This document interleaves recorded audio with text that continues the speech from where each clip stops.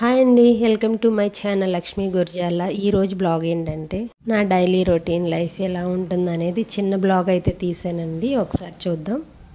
ఈ బ్లాగ్ అంటే మా గేదెల దగ్గర ఆవుల దగ్గర మాత్రమే ఈ చిన్న బ్లాగ్ అండి. ఇంట్లో వర్క్ మాత్రం కాదు.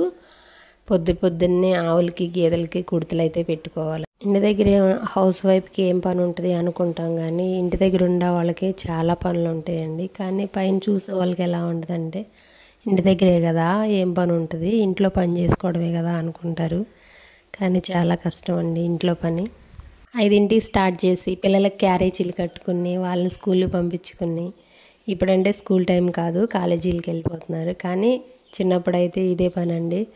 5 గంటలకు లెగవాలి, క్యారేజీలు కట్టాలి, ఇంట్లో వంట చేసుకోవాలి, పిల్లల్ని రెడీ చేసుకోవాలి, మళ్ళీ ఆవులకి గేదెలకి కుడితి పెట్టుకోవాలి, వాడి దగ్గర క్లీన్ చేసుకోవడం చాలా కష్టంగా ఉండేది. ఇంకొక విషయం ఏంటంటే మా ఆవులు గేదెలు కూడా, అంటే ఆవుకైతే పాలు తీము, మామూలుగా ఇంట్లోకి వరకు ఉంచుకుంటాం. లేదంటే ఏమైనా పూజకి కావాలి అనుకున్నప్పుడు మాత్రమే ఆవు పాలు తీస్తాను. లేదంటే ఆవు పాలు మాత్రం దూడకు ఇచ్చేస్తాము. ఇప్పుడు దూడనైతే అమ్మేసాము. మొన్న దూడకి కొంచెం హెల్త్ ప్రాబ్లం వస్తే దూడనైతే అమ్మేసాము. ఇంకా ఆవు పాలు మాత్రం ఓన్లీ పూజకి వాడుకుంటాం తప్పితే ఇంట్లో వంటకు మాత్రం వాడుకోము. మా గేదెలు మాత్రం ఎవరికి ఇవ్వు పాలు. నేను పాలు తీసుకునే వరకు ఎవరు వచ్చినా సరే అవి ఒప్పుకోవు. ఎవరినైనా నేను లేని రోజు ఎవరికన్నా తీయమని చెప్దామన్నా సరే మా గేదెలు మాత్రం పాలు ఎవరికి ఇచ్చేవి కాదు. మా వారు తీయటానికి కూడా ఇష్టపడవు. నేను కూర్చుంటేనే పాలు ఇస్తాయి, లేకపోతే ఇవ్వు.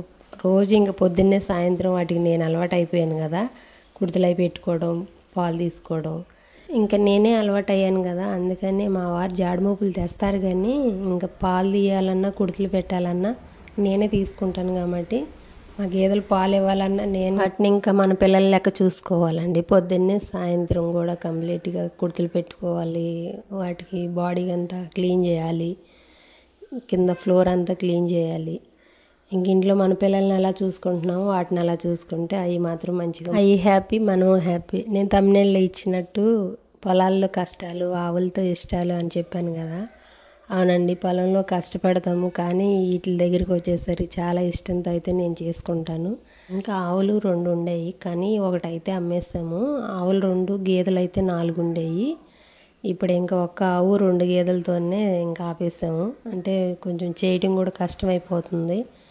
పొద్దున్నే ఇంట్లో పని, గేదెల దగ్గర పని చాలా కష్టమైపోతుందని చెప్పేసి ఇప్పుడైతే ఒక ఆవునే ఉంచుకున్నాము. ఈ ఆవు మాత్రం ఇంకెప్పుడు ఉండేదే. ఇది నాకు మా నాన్నగారు ఇచ్చారు ఈ ఆవుని. ఈ ఆవుని మాత్రం నేను అలా, ఇది వచ్చేసి దేశవాడ ఆవు అండి. ఎప్పుడు కూడా బక్కగానే ఉంటుంది.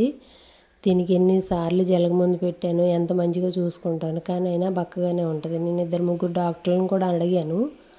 దేశవాడ ఆవు కదమ్మా, అలాగే ఉంటుందిలే, ఏం కాదు, హెల్తీగానే ఉంది కదా అని చెప్పేసి అన్నారు.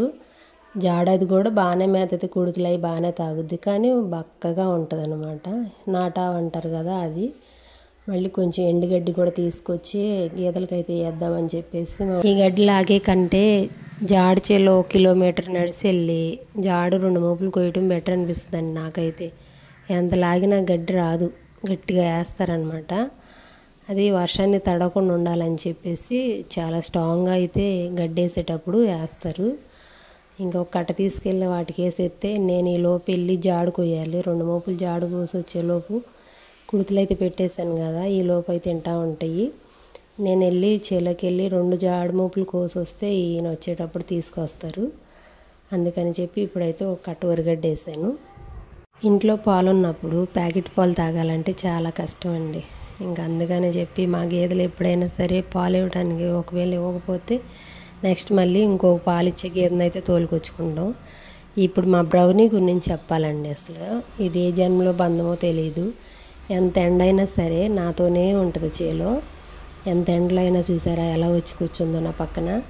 నేను జాడుకోతుంటే నా పక్కనే వచ్చి కూర్చుండదు. ఇంకా పొమ్మన్నా కానీ పోదు నీడకి.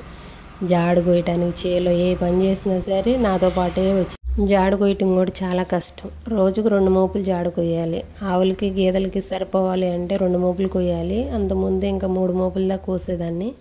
ఇప్పుడైతే 2 మోపులు అయితే సరిపోతుంది. ఒక ఆవు 2 గేదెలే కదా, 2 మోపులు కోసి మోపులు కట్టి ఇంటికి వెళ్తాను. ఈలోపు ఈయన వస్తే కనుక జాడు మోపులు అయితే ఇంటికి జారేస్తారు బండి మీద. మళ్ళీ వ్యవసాయం చేయడానికి ట్రాక్టర్ ఉంది కానీ జాడు కోయటానికి కూడా ఒక మిషన్ వస్తే బాగుండు అనిపిస్తుంది నాకైతే. రోజుకు 2 మోపులు జాడు కోయాలంటే కొంచెం కష్టంగా అనిపించిద్ది. ఎండ లేకపోతే ఓకే కొయ్యొచ్చు, కానీ ఎండ ఉన్న రోజు మాత్రం అస్సలు కొయ్యలేమండి.